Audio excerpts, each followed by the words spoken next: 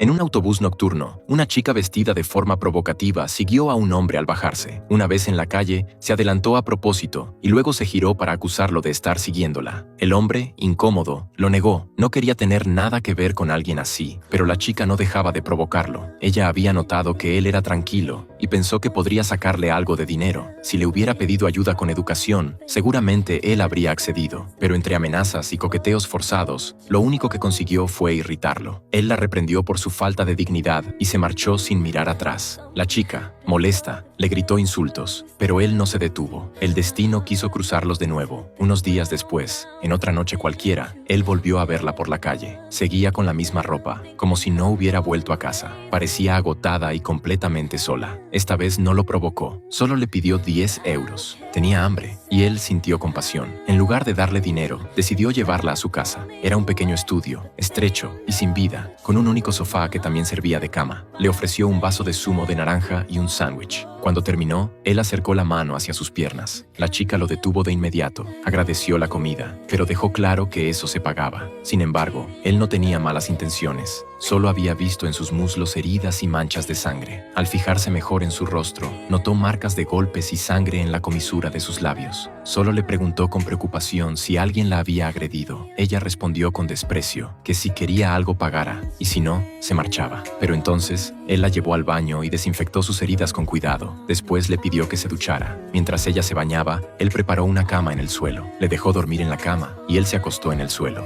Era la primera vez en su vida que alguien la trataba con tanta gentileza. Por fin entendió que ese hombre no esperaba nada de ella. A la mañana siguiente, para no despertarla, Henry subió a la azotea a desayunar. Mientras ella dormía, él ya se había ido a trabajar, pero Henry confió demasiado. Al regresar ese día, encontró a la chica con otro hombre. Por la actitud nerviosa del tipo, era evidente que estaban haciendo algo turbio. Henry se enfadó profundamente y con tono frío le exigió que pagara, para luego echarlo de casa. Ante su enfado, la chica sintió miedo, pero él no la golpeó, solo le ordenó cambiar las sábanas, con una expresión llena de decepción. Cuando ella intentó disculparse, él respondió con frialdad: «Haz lo que quieras, pero no en mi casa». Nunca había conocido a alguien así, porque incluso tras equivocarse, no la insultó ni la echó, algo que jamás había experimentado. Esa noche, Henry volvió a cederle la cama, y él durmió en el suelo. Al ver ese trato, ella empezó a querer conocerlo mejor.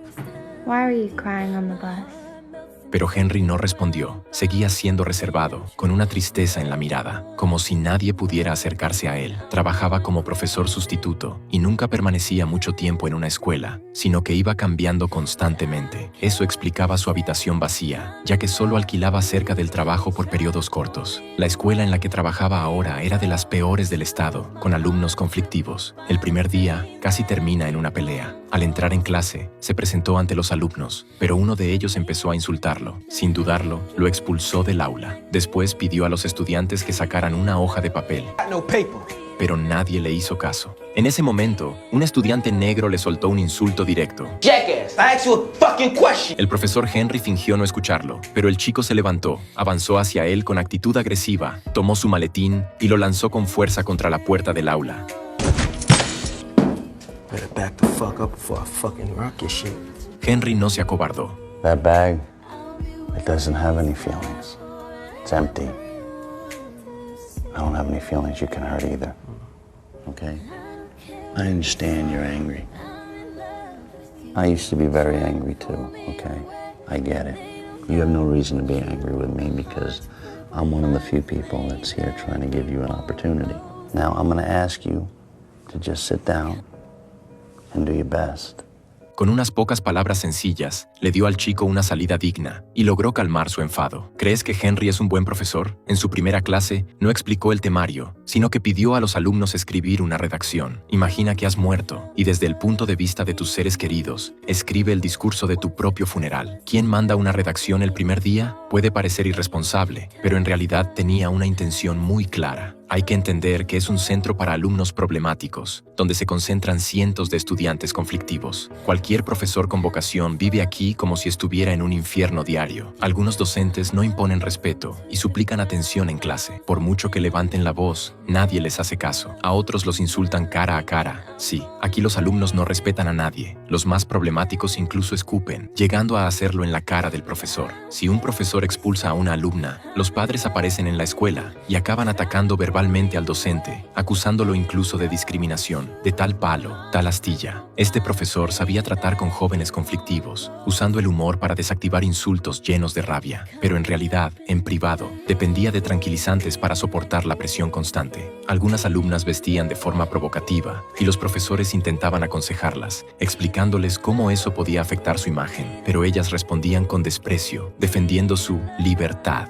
y ridiculizando al profesor. Estos estudiantes parecían imposibles de cambiar. Las peleas eran algo cotidiano en el centro y algunos iban aún más lejos, capturando gatos callejeros para hacerles daño en secreto. Henry sorprendió a uno de ellos, pero ni siquiera al llamar a sus padres logró cambiar la situación, lo que lo dejó con una gran sensación de impotencia, porque estos jóvenes necesitaban ayuda psicológica y sobre todo, un entorno familiar sano. Ni los profesores podían salvarlos, ni la escuela era suficiente. No iban allí para aprender, sino porque sus padres los dejaban allí por comodidad. Podías intentar enseñarles, pero no escuchaban, porque ni siquiera encontraban sentido a su vida, mucho menos a una clase. En su segunda sesión, Henry leyó en voz alta las redacciones de los alumnos. Algunos escribieron textos llenos de vulgaridad, provocando risas en toda la clase, pero otros expresaban una profunda tristeza e injusticia, hablando del dolor de sus vidas, y lograron tocar a sus compañeros. Ahí estaba la verdadera intención de Henry. Quería que entendieran que la escuela no es solo memorizar contenido, sino aprender a enfrentarse a la vida y, si era posible, descubrir cómo sanar por uno mismo. Desde ese momento, los alumnos empezaron a prestar atención. En sus clases no había memorización mecánica, ni obsesión por los exámenes, sino historias y literatura. Utilizaba las ideas más valiosas del ser humano para enseñarles a no dejarse arrastrar por lo peor de la vida, a cuestionar lo que los rodea, a ver más allá de lo superficial de los medios, a encontrar en los libros una herramienta, a construir su propio pensamiento y así poder salvarse a sí mismos. Mientras daba clase, una chica dibujaba en secreto su retrato, rodeándolo de pequeños corazones. Se llamaba May y era la más callada y también la más solitaria del grupo.